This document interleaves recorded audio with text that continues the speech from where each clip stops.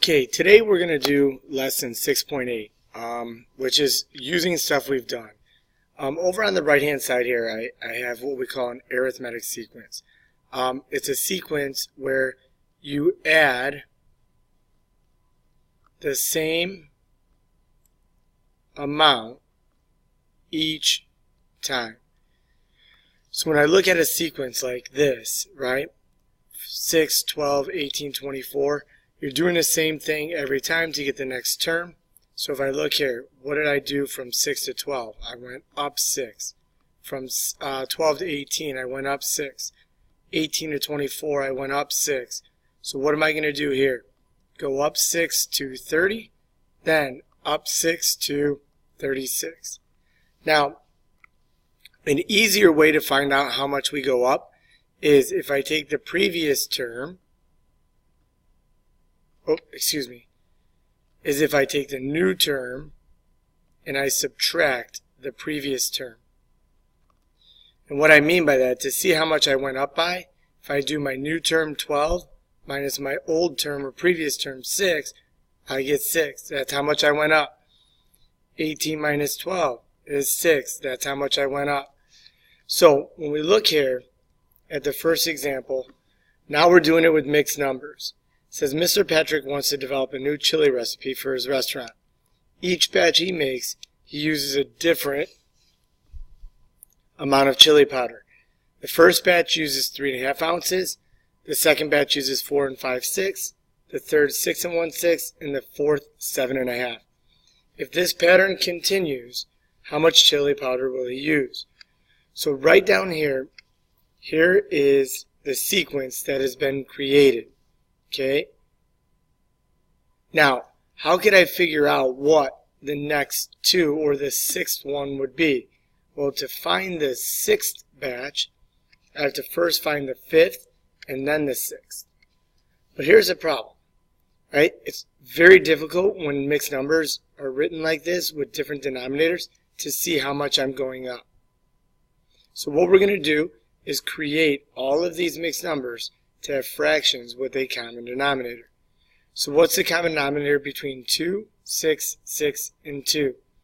Okay, that common denominator would be 6. Okay, so now I have to write the equivalent fractions here. So 2 times 3, 1 times 3 gives me 3 3/6. I already have 6, so it's 4 5/6. 6 1/6. Then 7, if I multiply by 3,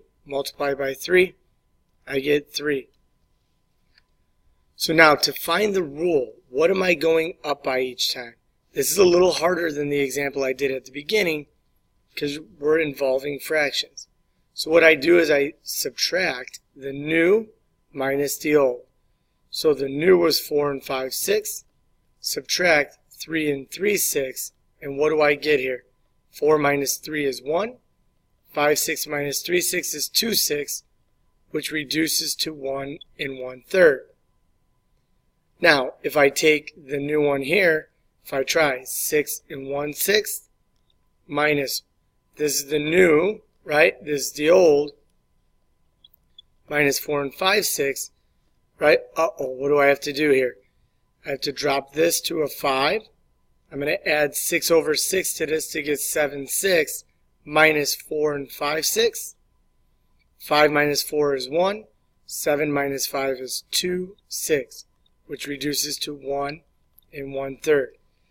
So what you have to notice here is from here to here, we went up 1 1/3.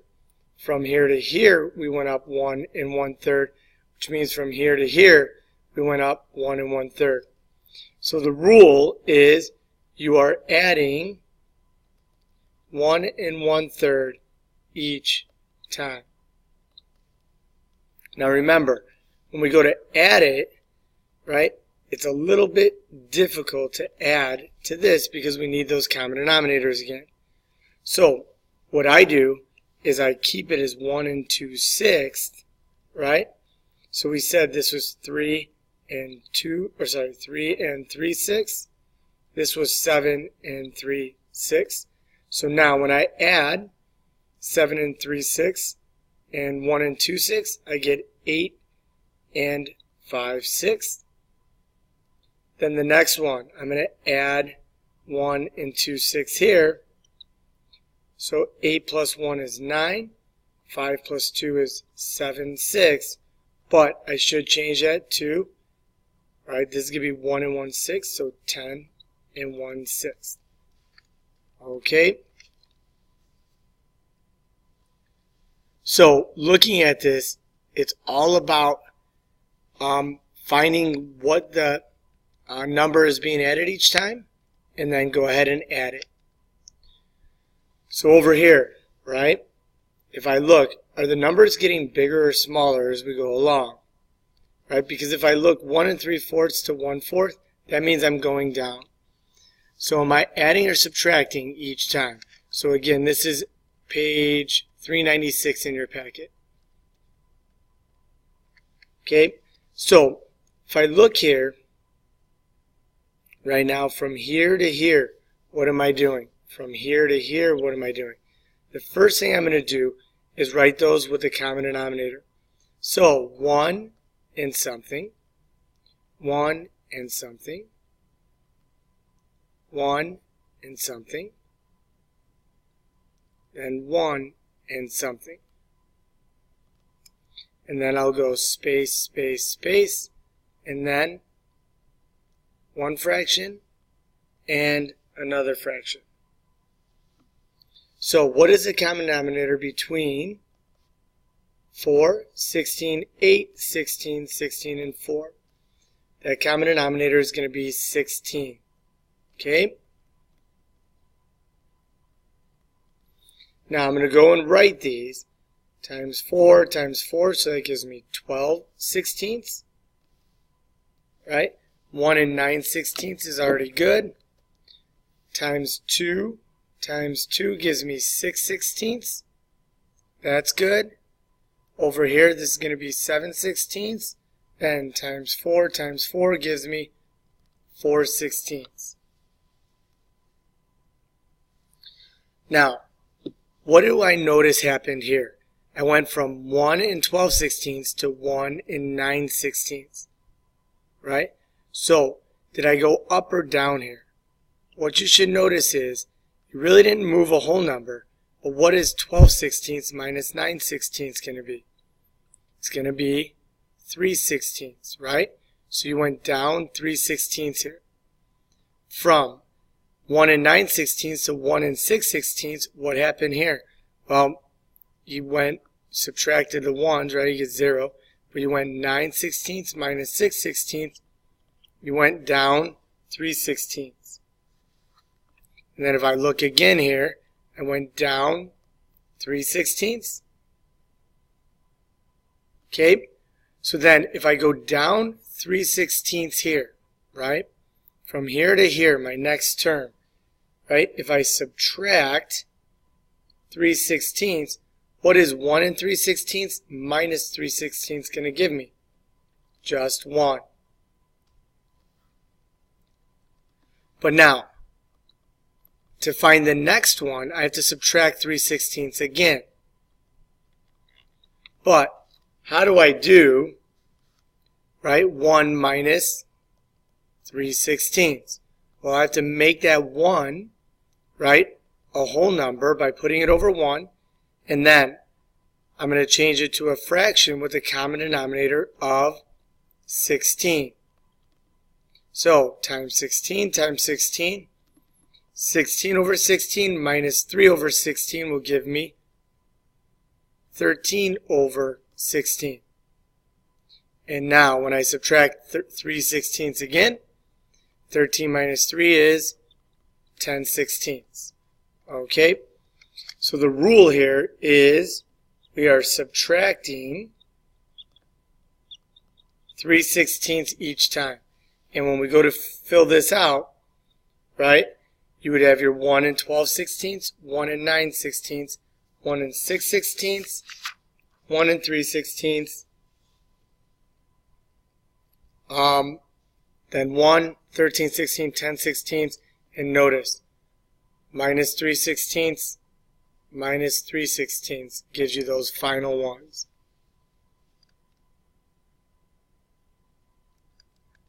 Okay, so what I want you to do, right, is write a rule for the following sequence, then find the unknown term. So you went from 1 and 1/12 to 5 and 5/16. Okay, so what happened here?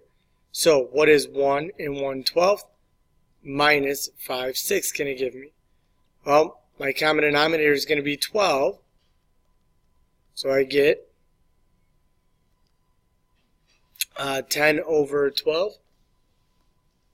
Then 1 and 1/12 minus 10/12 will give me 1 minus 0 is 1. Uh-oh, can't subtract that. My numerator is smaller. So I'm going to break this down to 0 and 13 over 12 minus 10/12. So what's 13/12 minus 10/12? That is 3/12 or 1/4. Now what we're really doing here is we are adding or subtracting 1/4 each time, right? But when I look at it, it's hard to see the 1/4. It's easier keeping it as 3/12.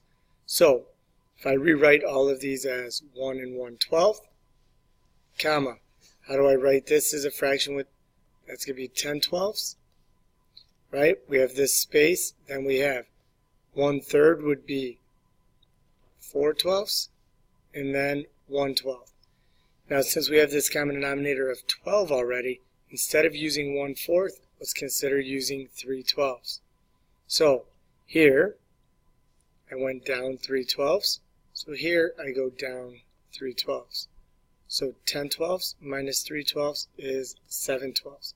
So the rule is you're subtracting 1/4 each time, and the missing term would be 7/12. So now the next example, write the first 4 terms of the sequence. You start at 1/4 and you're adding 3/8 each time, right? So to find this, we're going to do 1/4 plus 3/8, right? Which becomes times 2 times 2, 2/8 plus 3/8, which is 5/8. Now I'm going to add 3/8 again here. So 5/8 plus 3/8 will give me 8/8, which we're going to rewrite as just 1. And then I'm going to add 3/8 to get 1 and 3/8. So what I want you to do now is go and work on the homework, which is going to be page 397, numbers 1 through 10.